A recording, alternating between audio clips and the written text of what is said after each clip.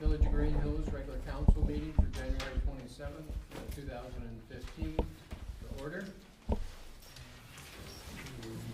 anybody want to say anything or have a moment of silence? Oh, I can. Okay, all right. Lord, we ask you to send the spirit of servanthood upon all of us gathered here this evening to do your work for the benefit of all in our community. We ask you to bless our elected and appointed officials so they may deliberate with wisdom and act with courage. Bless the members of our community who have always been around for us and help us at any time that we needed it. Lord, we ask you to bless us all, that everything we do here tonight will move you to welcome us one day in your kingdom as good and faithful servants. We ask this in the name of our brother Jesus. Amen. Amen. Pledge. Pledge allegiance to the flag of the United States of America and to the republic for which it stands, one nation, under God, indivisible, with liberty and justice for all. Clerk, call the roll. Brokaw? Here. Dries? Here. Halter? Here. Hermes? Here.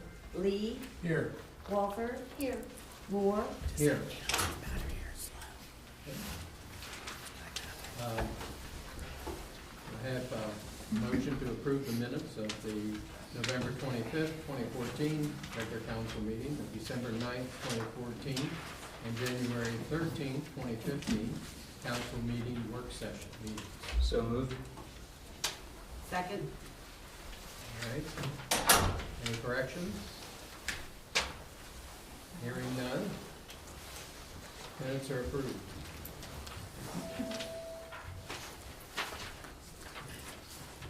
Okay, this is the time for citizens to comment on matters before council, to ask questions concerned to them.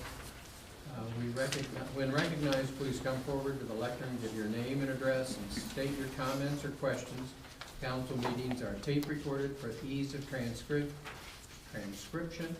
Comments are limited to 2 minutes.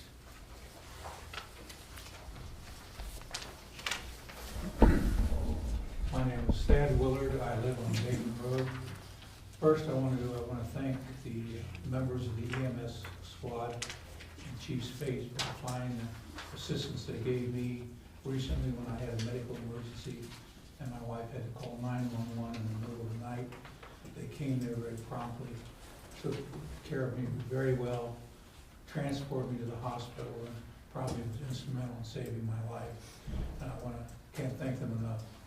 I also want to thank Neil Fertelman and his men who periodically went by our home while my wife Maria was running to and from the hospital all day, hours of the day and night. And I want to thank you for doing that. And I also have a lot of neighbors and friends who would also help during the difficult times. You don't realize how good a neighborhood you live in until something happens. So much for that. On a more serious note, I noticed that we have a resolution here to change or confirm a management level of control in the village as far as finances. As I understand it, all the finance director wants is authority to move funds from one line item to another in the same general accounting category, which quite frankly makes sense. He would like to do it without having to come to the council all the time, and that's innocuous enough.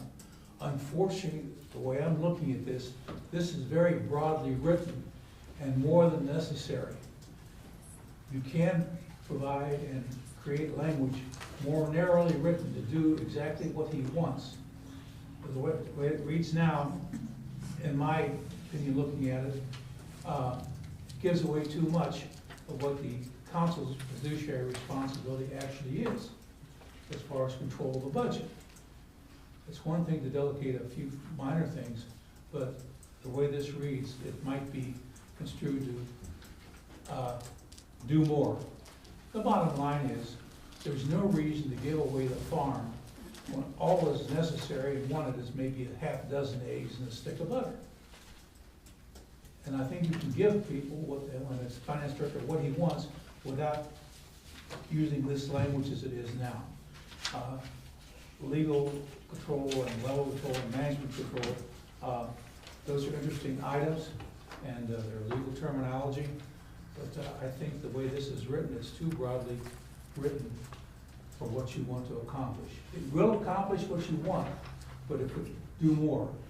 And I think it'd be bad government and bad business to leave the language as it is. I'm not saying don't do what you want to do. There's a way to do it. I just suggest you change the language, go back to the drawing boards, and maybe at the next work session, work it out any keys, so you can give the finance director what he legitimately needs. And I think what his request is legitimate, but without language this broad. Thank you very much.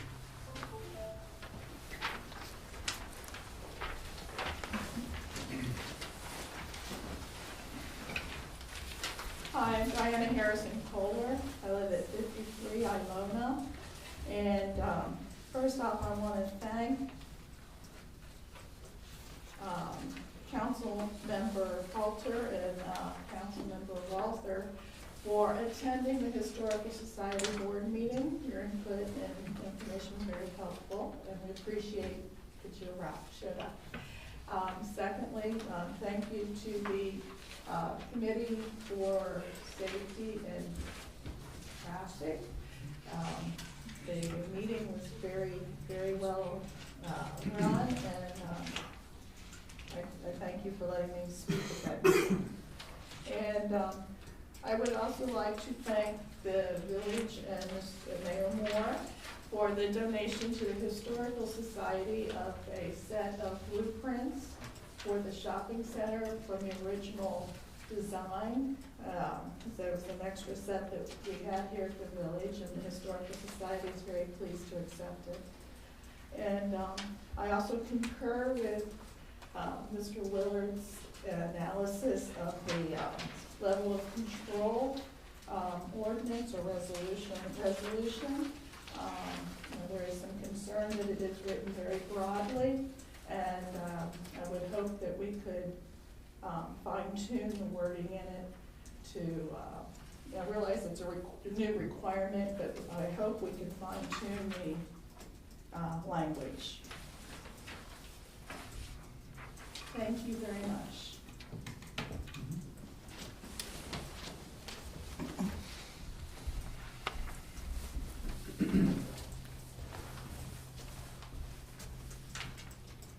Hi, I'm Chris Russo. I live at 67 Flanders Lane, and I'm president of the Greenhills Historical Society. I'm pleased to tell you that Greenhills has been chosen by the Ohio Historical Society, now known as the Ohio History Connection, to be participants in their Building Doctor program. This program consists of a seminar which will be held on Thursday, March 12th in the community building at 7 p.m., covering such topics as roof repair, windows, wood repair, masonry, and many other maintenance issues common to buildings built before 1955. Also covered will be common problems faced when renovating older buildings, resources useful to older building owners, and the Secretary of the Interior's standards for rehabilitation. This will be a 2.5-hour PowerPoint and slide presentation, followed by a question and answer session. Then on Friday, March 13th, the building doctors will make up to 10 site visits to examine problems and prescribe cures. The building doctors will visit all kinds of pre-1955 buildings, including homes, schools, churches, commercial buildings, and rental properties. The lecture is the only prerequisite to receive a free site visit. Site visits will be chosen by the building doctors. Applications for a site visit and registration for the free seminar can be made by calling the building doctors, area code 614-298-2000. Also, applications should be available later next week at the city, post office, and the keg, village keg. Walk-ins for Thursday's seminar will be welcome according to the space available after registrants are seated, so do register if you're interested, as seating will be limited. This event will be publicized by the Ohio History Connection and carried on the Enquirer and local TV stations. The event is sponsored by the Greenhills Historical Society. please contact me, Chris Rousseau, at 888-2718 with questions. Thank you. Thank you. Are there any questions that anybody would have about this? Is this the first time that this type of program's been run here? They did the program here, yes. Yes. They did the program last year in Findlay and Port Huron and various cities around. They only pick about 8 cities. So it's really an honor. Well, congratulations for getting it. Yeah, it's really neat. It's kind of like having Bob Villa show up and tell you what to do with your house on the screen. So Chris, it's could you- quite an opportunity. Chris, could you repeat both phone numbers one more time? Sure, the number to call to register is 614-298-2000. And my phone number is 888-7218. Thank you. Thank you.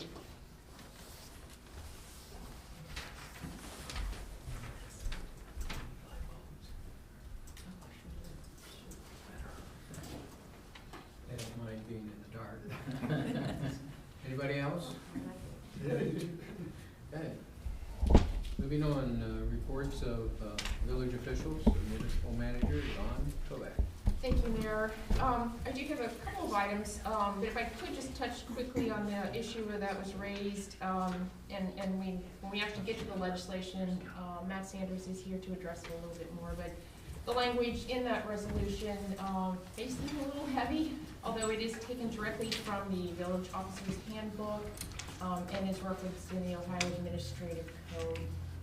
And that is the terminology they use, and that's the reason we use that terminology. So, at the appropriate time, we can have Matt discuss it for you a little bit more, but I want to let you know that. Would it help to have the definition in the resolution? I know it's more to read, but just so that it's clear what it The means. source of Yeah. it.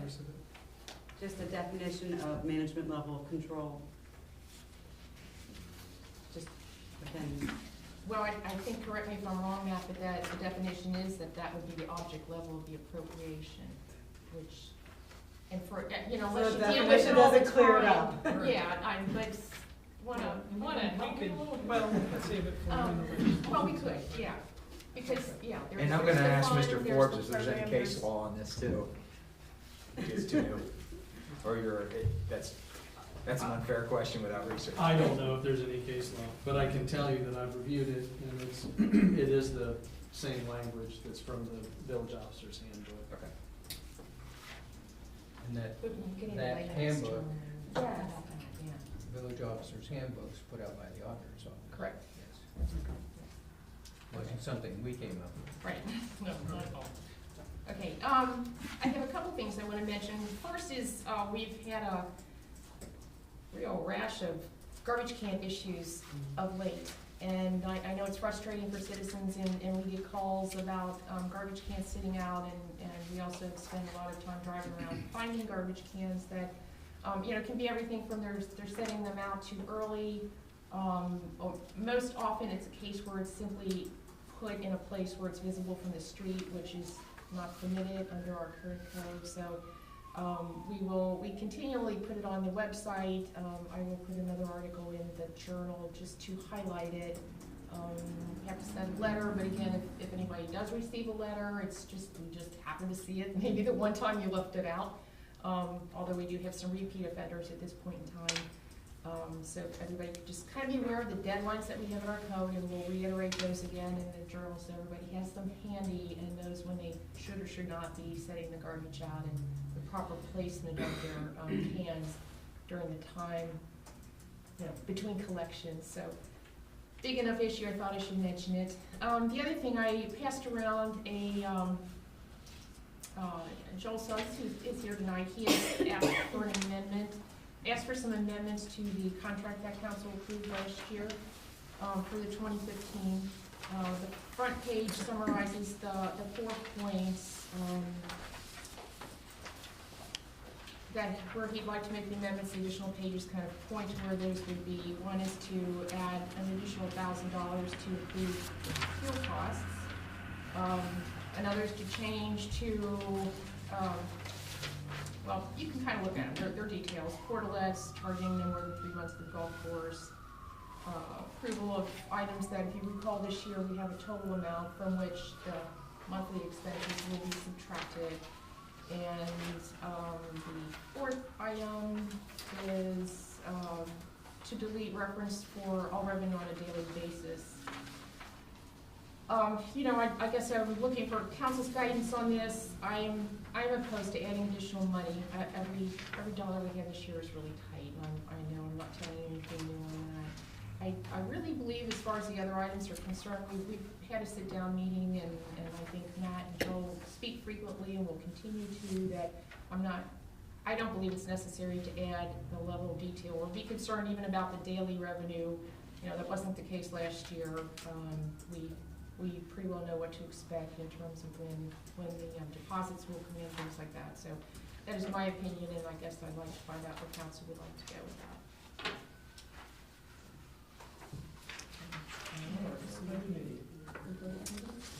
Okay, put it, is this in the recreation, or was this in finance? Where was the Yes. contract, or laws and rules? No, it's, if you assign it to me, I'll take it. The Okay. resolution was passed as a finance resolution. Okay. Take it. Thank you, sir. We'll be talking about it at a work session. Thank you. And that's all I have to know. On record, Mr. Forbes? Thank you. Nothing really to report, although I will say that probably since the last time we met with me here, House Bill 5 has passed, signed by the governor, all of that stuff. So it is now, final version is out there for analysis. In fact, I just today got the official final analysis from the Ohio Legislative Service Commission that sort of summarizes the changes and the impact. We'll be reviewing that. But it is, and it goes into effect technically January 1st of 2016. So basically they gave us this much time to figure out what you need to do. And no doubt would have to modify some of our ordinances to comply with. Well, yeah, I mean, in essence, what it says is, if you want to continue implementing and collecting an income tax after January 1st, 2016, you basically have to modify your ordinance to comply totally with the new changes of this bill. So that's what we're looking into now, to see. Okay. Took the 600-page bill down to about a 60-page summary analysis, and we'll see what we need to do. So we got this year to take care of it. Yes. Any questions? Clerk of Council, Captain Lives. Thank you, Mr. Mayor. The public notices that were put forth are the cancellation of the December 23rd, 2014 regular council meeting and cancellation of the Streets and Services Committee meeting of December 29th, 2014, which was rescheduled to January 5th, 2015. The December 2014 community calendar and ordinance numbers 2014-12F, 13F, 14F, and 15F, and resolutions numbers 2014-38F, 39, CD, 40 CD, 41F, 42F, and 43F were posted as required. And if there are no questions, that will conclude my report. Okay. Chief of Police, Neil Furlman. Thank you. We did have a lot of work done towards the 2015 budget. We had an officer who resigned last July, and that position wasn't filled last year, and it won't be filled this year. And then due to budgetary concerns, we changed the parameters for part-time officers working this year, and that did result in the resignations of 2 of our officers effective on December 31st. And those 3 positions will result in a reduction of over $50,000 to our budget.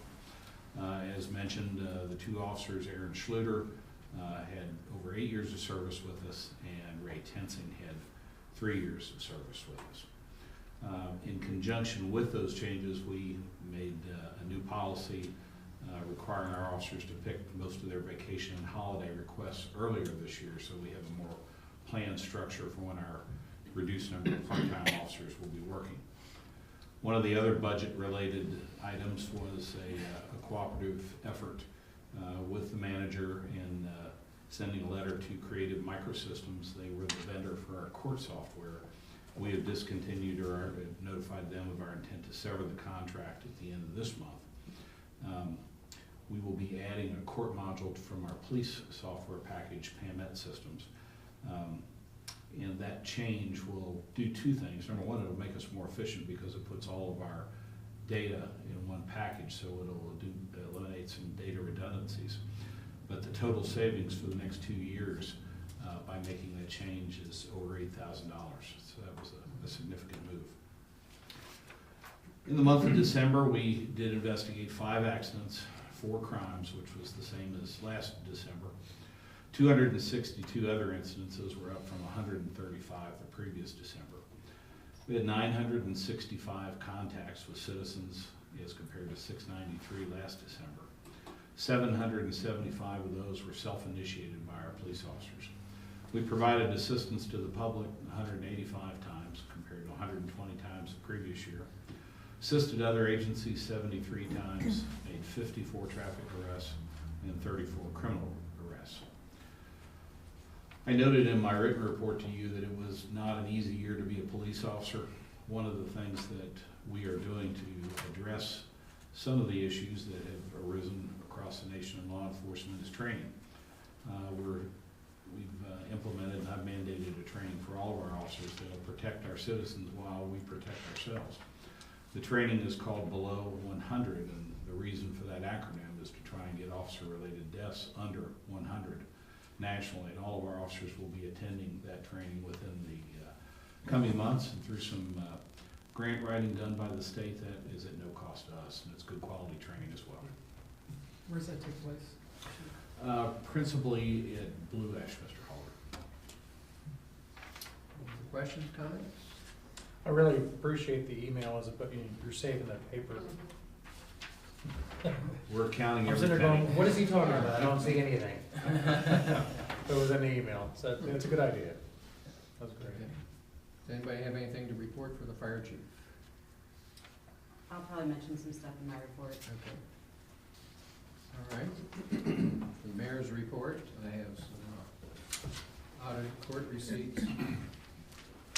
Generally, with my new eye, I can see better, but Matt, these things that print out are so small, I have to use my reading glasses.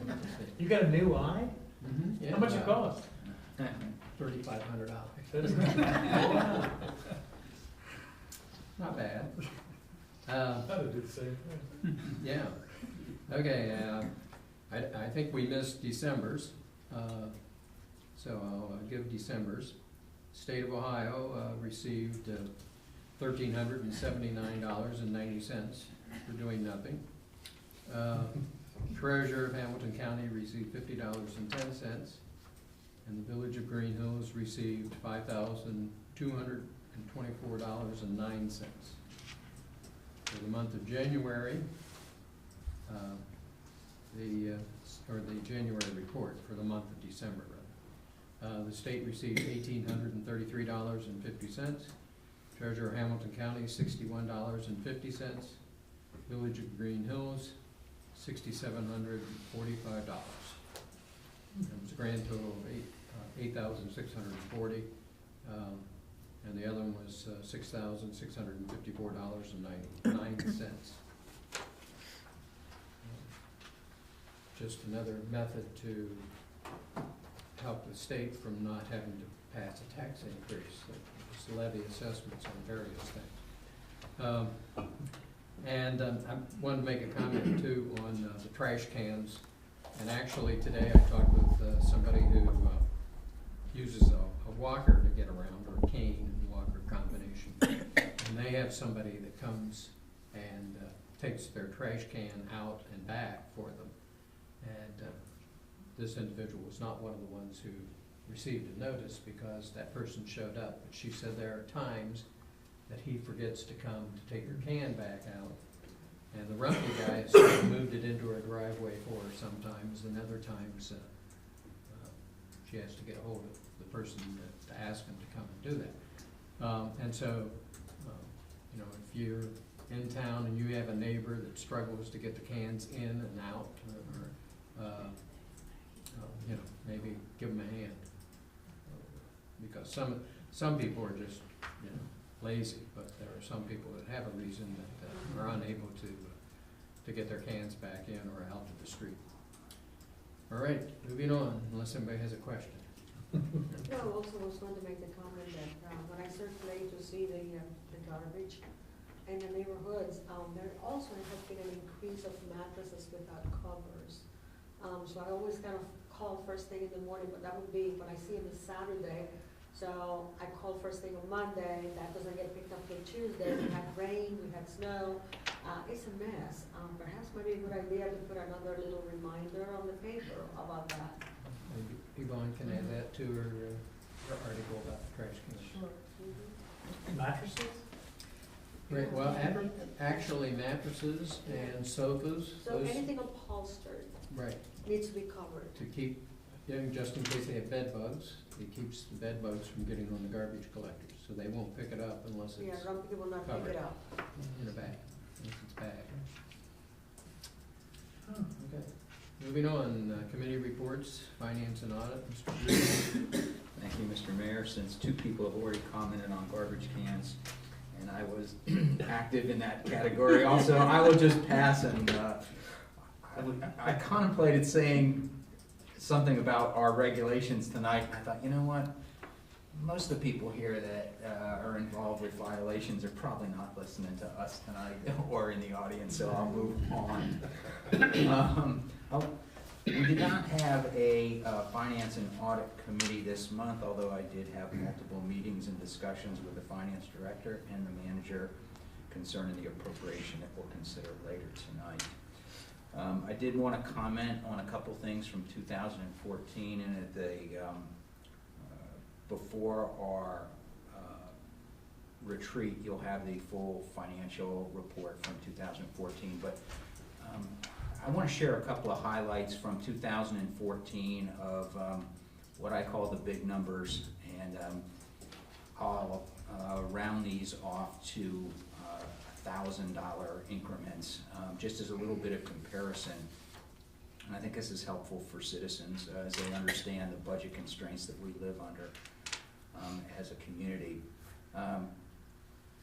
In 2014, the income tax produced $1,022,000, which is $33,000 more than the $989,000 that was collected in 2013. So, bottom line, income tax collection was up $33,000.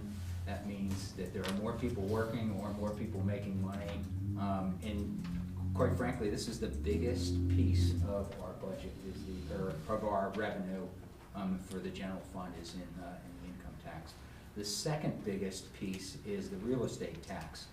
And as you know, recessions have many effects, including decreased value of real estate. And so we collected less real estate tax. In 2014, we collected $362,000 as compared to $378,000. So we were down $15,000 in that category. Overall, general revenue funds from 2014 to 2000, as compared to 2013, we're down $176,000. And the biggest contributor to that was the inheritance tax that we received in 2013 was $286,000. When you see changes in taxation at the state level, and predominantly the local government fund and the inheritance tax, it had a very severe impact on this village. And we've been talking about it for the last few years, and this is the reality. The general fund at the end of 2013 had a balance of $1,320,000. At the end of 2014 had a balance of $1,073,000. So our balance declined $246,000. And there are various and sundry reasons for that, including our debt payments and some things that were funded in 13, or budgeted in 13, but not paid until 14. Just as a reminder for citizens, there's really, my way of explaining this, there are 3 steps to spending money that the village has. The first step is the budget that we do in July, and that's really our spending plan for the fiscal year, and our fiscal year is the calendar year. So that's passed in July, or it's worked on in July and then passed in July and then approved by the county, usually the 3rd week or so in September. That's the first step, is the budget or spending plan. The second step is what we call appropriation, and that is council's passing of legislation to allow the money to be spent. So we make motions and pass ordinances to spend money, and we'll do that tonight. And then the third step is the actual spending of the money by the finance director, pays the bills that come in that we have appropriated money for. And in 2014, we appropriated $2,138,000, but we spent $2,095,000. So even though we gave authorization to spend money, 2% of the money that we authorized was not spent. So that's kind of a little bit of the financial highlights from 2014. And I know it's a little unfair to read numbers to people, and it's a little harder to comprehend, but a final year-end financial report will be available shortly. So that's that. There's 2 other things that are kind of outside the realm of finance and audit, but I'm going to take a shot at them anyway tonight. The Northeast is experiencing some very severe weather. I know there were over 7,000 flights canceled, roads closed, cities shut down, mass transit shut down. And I would just offer 2 thoughts about that. There's a website called ready.gov, and I think every citizen ought to look at it and say, what if something happened? Could I defend my family in place for 3 days if I didn't have utilities, if I didn't have water, if I couldn't get out to get food? And there's some very good material there that's well worth reading. The other thing, one of the things I've always said, people say, what makes Greenhills a great place to live? And I always say neighbors care about neighbors. So for the sake of our salt budget, I'm hoping that we don't have any severe weather from now going forward the rest of the winter, but it's likely that we will. And I would just say help keep that characteristic of neighbors helping neighbors true by checking on your neighbors, especially the elderly, if we do incur some difficult weather. And then the last item I want to talk about is the golf course. Last year, there was a lot of money and effort spent in improving the golf course. We were the recipient of a grant that allowed us to do quite a few things.